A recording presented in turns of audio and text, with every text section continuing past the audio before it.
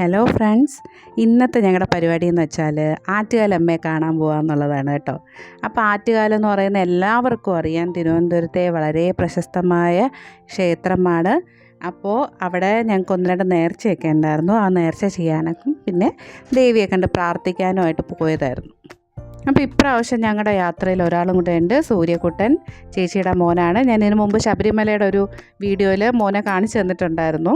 അപ്പോൾ അങ്ങനെ ഞങ്ങളുടെ യാത്രയെ തിരിച്ചു ആറ്റുകാലിലേക്ക്. ഇന്ന് ഒരു സൺഡേ ആയതുകൊണ്ട് തന്നെ ഞങ്ങളൊരു ഉച്ചയുറക്കമൊക്കെ കഴിഞ്ഞ് എല്ലാവരും എണീറ്റ് റെഡി ആയിട്ടൊക്കെ വന്നപ്പോൾ ഒരു 6:30-6:45 ഇവിടെ നിന്ന് ഇറങ്ങിയത്. ഇനി ആറ്റുകാൽ അമ്പലത്തെക്കുറിച്ച് പറയുകയാണെങ്കിലേ എനിക്ക് ഇത് ദേവിയുടെ കാര്യം പറയുമ്പോൾ തന്നെ എനിക്ക് കണ്ണ് നിറയും. കാരണം എനിക്ക് അത്രയ്ക്ക് മനസ്സിൽ തൊട്ട് വിശ്വാസമുള്ള ഒരു അമ്പലമാണ്. ഭയങ്കര ഇമോഷണൽ ആവുന്നൊരു പ്ലേസാണ്. അപ്പോൾ ഞാൻ ഇവിടെ വന്നു കഴിഞ്ഞാൽ കുഞ്ഞിലെ തൊട്ടേ എല്ലാ പൊങ്കാല അടുപ്പിച്ചൊക്കെയാണ് നമ്മൾ സാധാരണ വരാറ്. അപ്പോൾ ഇവിടെ വന്നിട്ട് പതിവ് തെറ്റിക്കാതെ ദേവിക്കൊരു ചുമന്ന ഹാരവും പട്ടും കുങ്കുമവും, അപ്പോൾ അതോടൊപ്പം ഒരു സെറ്റായിട്ട് അവർ കുറച്ച് ഐറ്റംസൊക്കെ തന്നായിരുന്നു. അതുകൂടാതെ ഗണപതിക്കൊരു തേങ്ങയും പിന്നെ നാഗർക്ക് മഞ്ഞളും, ഇത്ര ഐറ്റംസൊക്കെ വാങ്ങി ദേവിയെ കാണാനായിട്ട് പോയി കേട്ടോ. അങ്ങനെ ഏകദേശം ഒരു അരമണിക്കൂറോളം അമ്പലത്തിനകത്ത് സ്പെൻഡ് ചെയ്തു. നല്ലപോലെ മനസ്സ് നിറച്ചു പ്രാർത്ഥിച്ചു. അപ്പോൾ അത് കഴിഞ്ഞ് പുറത്തിറങ്ങിയപ്പോഴത്തേ ഇവിടെ ഒരു കച്ചേരിയൊക്കെ നടക്കുന്നുണ്ട്. മിക്കവാറും അമ്പലത്തിൽ ഈ സൺഡേയിലൊക്കെ എന്തെങ്കിലുമൊക്കെ പ്രോഗ്രാംസൊക്കെ ഉണ്ടാവും. അപ്പോൾ അതെല്ലാം കണ്ടു. അപ്പോൾ അത് കഴിഞ്ഞിട്ട് എന്തായിരുന്നു, ഇവിടെ ഒരു വിഗ്രഹമുണ്ട്. അകത്ത് നമ്മൾ കാണുന്ന പച്ച സാരി ഉടുത്തൊരു വിഗ്രഹം കണ്ടോ. അപ്പോൾ അവിടെ എന്ന് വെച്ചാൽ ഇടയ്ക്കിടയ്ക്ക് ദേവിനെ സാരി ഉടുപ്പിക്കുന്നത് കാണാം കേട്ടോ. അത് നല്ല രസമാണ് കണ്ടുകൊണ്ടിരിക്കാനായിട്ട്. അപ്പോൾ ആ ഏത് സാരി ആയിരിക്കും അങ്ങനെ ഉടുപ്പിക്കുക എന്നൊക്കെ നമ്മളിങ്ങനെ നോക്കി നിൽക്കും. അപ്പോൾ ആസ് യൂഷ്വൽ നമ്മുടെ അടുത്ത പരിപാടി ഫുഡിങ് പരിപാടി തന്നെയാണ്. അപ്പോൾ അതിന് വേണ്ടിയിട്ട് ഞങ്ങൾ നല്ലൊരു വെജിറ്റേറിയൻ ഹോട്ടൽ അന്വേഷിച്ച് ഇവിടെ വന്നത് നമ്മുടെ വെസ്റ്റ് നടയിൽ, അതായത് പത്മനാഭസ്വാമി ക്ഷേത്രത്തിൻ്റെ വെസ്റ്റ് നടയുടെ ഓപ്പോസിറ്റായിട്ട് അന്നപൂർണ എന്ന് പറയുന്ന ഹോട്ടലിലാണ്. അപ്പോൾ അവിടെ നല്ല ക്രിസ്പി ആയിട്ടുള്ള ദോശയുടെ ഐറ്റംസ്, അതായത് മസാല ദോശ, ഗീ റോസ്റ്റ് അതൊക്കെ കിട്ടും. പിന്നെ അതിൽ ഭട്ടൂരയൊക്കെ കിട്ടും.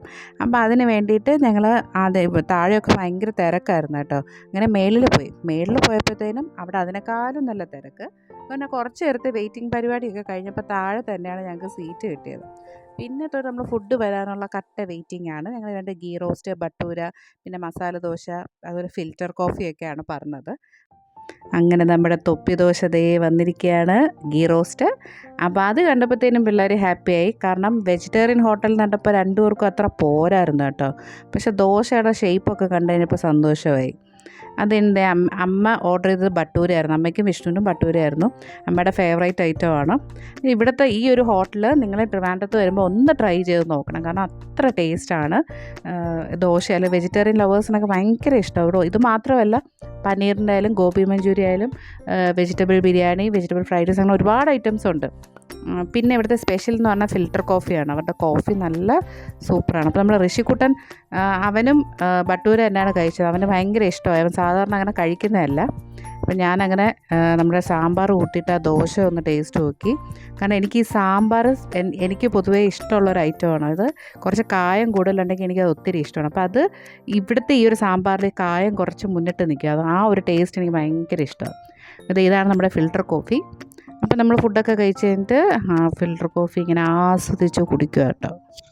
അപ്പോൾ ഒരു ചേഞ്ചിന് വല്ലപ്പോഴും ഈ വെജിറ്റേറിയൻ ഫുഡൊക്കെ കഴിക്കുന്നത് നല്ലതാണ് കേട്ടോ. അപ്പോൾ അതെല്ലാം കഴിഞ്ഞ് ഞങ്ങൾ ഈ ഫുഡിങ് പരിപാടി എല്ലാം കഴിഞ്ഞു. മനസ്സും നിറഞ്ഞു, വയറും നിറഞ്ഞു. അത് കഴിഞ്ഞ് നമ്മൾ തിരിച്ച് ഫ്ലാറ്റിലേക്ക് ഒരു 9 മണിയൊക്കെ കഴിഞ്ഞപ്പോൾ എത്തിയായിരുന്നു. അപ്പോൾ അതൊക്കെയാണ് നമ്മുടെ സൺഡേ വിശേഷം. അപ്പോൾ അടുത്ത വീഡിയോയിൽ കാണുന്നത് വരെ ബൈ ബൈ.